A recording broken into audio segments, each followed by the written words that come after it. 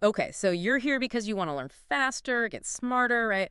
Cut through all the noise and get straight to what works. Mm-hmm. Well, today we're digging into something absolutely fundamental, something that underpins, well, pretty much everything you want to achieve. Yeah, whether that's finally getting your English fluent, hitting fitness goals, Hmm. or just, tackling that massive to-do list. Exactly. It's all about self-discipline. And we've been looking at this great source, an episode from the Speak English with Class channel. It's called English Podcast for Learning English How to Be Disciplined. Right, hosted by Aaron and Evan. And what really jumped out, I think, was how open they were about their own struggles. Super relatable. Totally. Aaron talked about the whole New Year's resolution thing, aiming high, then boom, burnout. Yeah. And Evan being honest about choosing Netflix over exercise. We've all been there, right? Oh, absolutely. That eternal battle between what we want to do long term and what feels easier right now. Precisely.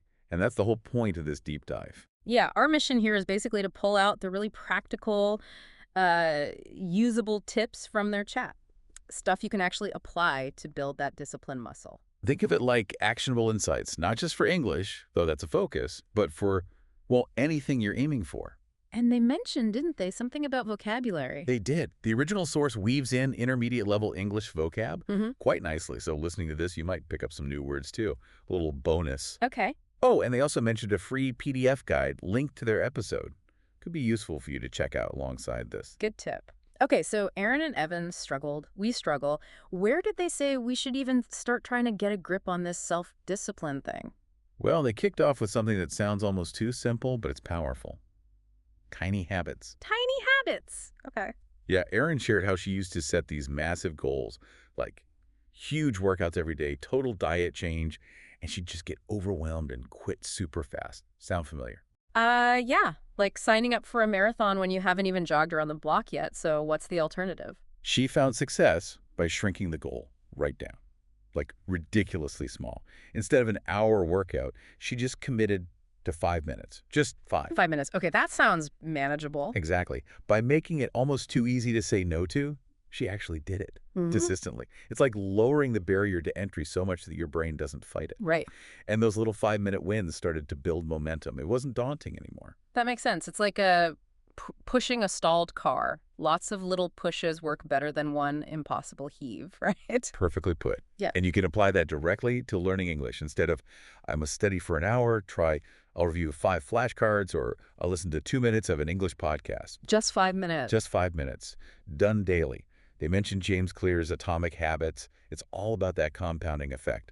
Tiny changes, huge results over time because you actually stick with them. Okay, so make it tiny, make it consistent. That removes the initial, "Ugh, I don't want a feeling." Yeah. Got it. So tiny habits first. What was the second big idea? The second key was about focusing on your systems, not just your goals. Systems, not goals. Explain that a bit. Well, it's easy to have a goal like, I want to lose 10 pounds, or I want to be fluent in English. Great goals, right? But if you don't have a plan, a repeatable process. They just stay wishes. Pretty much. Aaron talked about wanting to lose weight but having no real strategy, just the desire.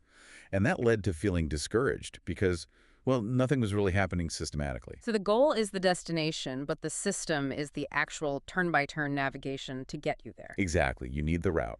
A system is the set of small, daily, or regular actions that inevitably lead you towards that goal. Okay. So for English, instead of just the goal of fluency, your system might be practice speaking for 10 minutes every morning before work, or listen to an English podcast during my commute every day. Ah, I see. It's about building the actions into your routine, making them automatic. So you're not relying on feeling motivated all the time, which, let's face it, doesn't always happen. Precisely. You just follow the steps. The system runs itself almost. And interestingly, focusing on the process, the system, actually lowers the stress about the big end goal. You just focus on doing today's small thing. That's a huge relief, actually. Takes the pressure off the summit and puts it on just taking the next step. Okay, so tiny habits get us started, systems keep us moving, but how do we make sure we don't, hate the system? Good question. And that leads directly to their third tip. Make the habits attractive. Make them enjoyable, or at least less painful. Makes them attractive, okay. Erin's example was exercise again. She kind of dreaded it until she started pairing it with things she liked, like listening to great music or watching a fun show while stretching. Temptation bundling. Exactly. Suddenly, it wasn't just a chore. It was music time or TV time that happened to involve stretching. It became something she almost looked forward to. So, finding a way to make the medicine taste a bit sweeter, essentially. Basically, yes. For English practice, maybe it's watching that Netflix show you love, but in English with subtitles. Or rewarding yourself with something nice after you complete a study session. A little self-bribery. They actually use that term, jokingly. But yeah, positive reinforcement.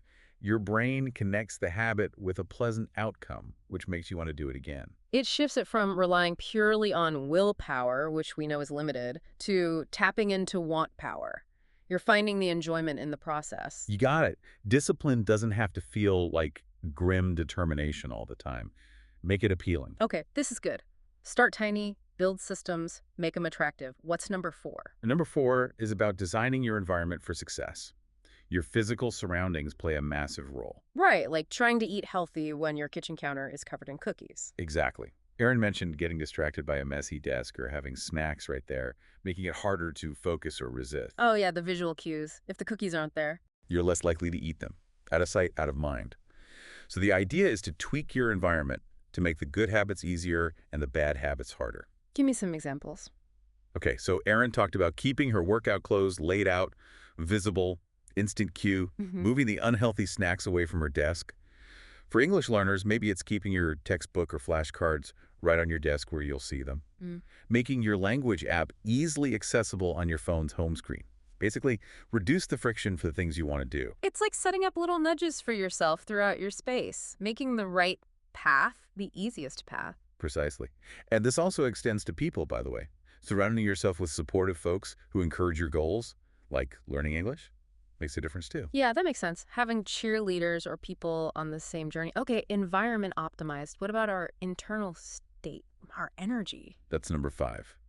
Manage your willpower and energy. This was a big one. They talked about willpower not being infinite. It's like a muscle that gets tired. Okay, yeah, I feel that. Erin definitely felt it. By evening, her willpower was shot, making it way harder to choose studying over relaxing on the couch. Totally. Decision fatigue is real. By 8 p.m., choosing socks is hard, let alone conjugating verbs. Exactly. So the key is being strategic. Tackle the important stuff, the stuff that requires real mental effort, like focused English study, or that workout when your energy is naturally highest. Which is often earlier in the day for many people. Often, yeah. Think about trying to force a workout at 7 p.m. after a draining day versus getting it done in the morning.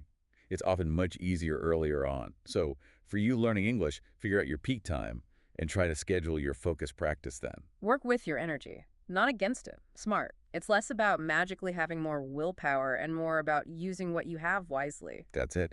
And related to that, they briefly mentioned automating decisions, like deciding the night before what you'll study the next day. Fewer decisions means less drain on that willpower battery. Makes sense. Create routines to conserve mental energy for the hard stuff. Okay, energy management covered.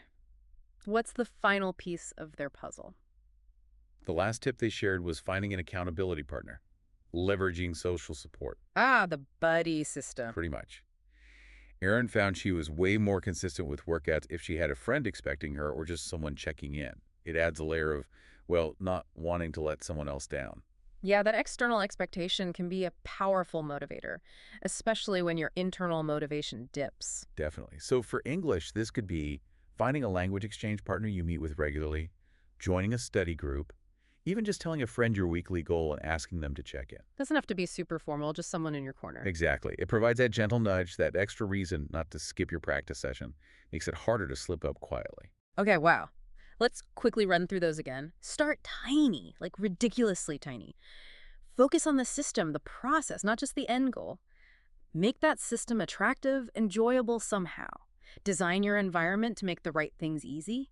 Manage your willpower like the finite resource it is. And finally, get some accountability. That's a fantastic summary. 6 really solid, actionable principles drawn from Erin and Evan's conversation. Yeah, really practical stuff. And don't forget that underlying point about vocabulary they made. Charlotte's section in their original podcast focused on intermediate words, and they stressed actually using those words in your own speaking and writing to make them stick. Right, so for everyone listening who's also working on their English, engaging with this kind of content and our deep dive is a subtle way to boost your vocab too. Two birds, one stone. Absolutely. It all comes back to consistency, doesn't it? Those small, steady actions. It really does. Aaron and Evan seem to land on that too. It's not about heroic one-off efforts. It's the small things you do day in, day out that build up. That's the foundation of real lasting change and achieving those big goals, whether it's English fluency or anything else. So here's something to think about as we wrap up building on all this. How might building discipline in just one small area, like that 5-minute English practice, start to ripple outwards? What other parts of your life might benefit? What's the one tiny, almost insignificant habit you could start today that might just kick off a positive chain reaction? That's a great question to ponder.